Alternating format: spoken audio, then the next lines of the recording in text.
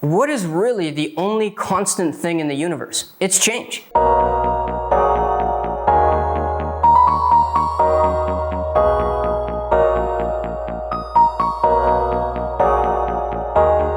Is there any such thing as security in this world? The answer is no. The riskiest thing you can do is pursue security.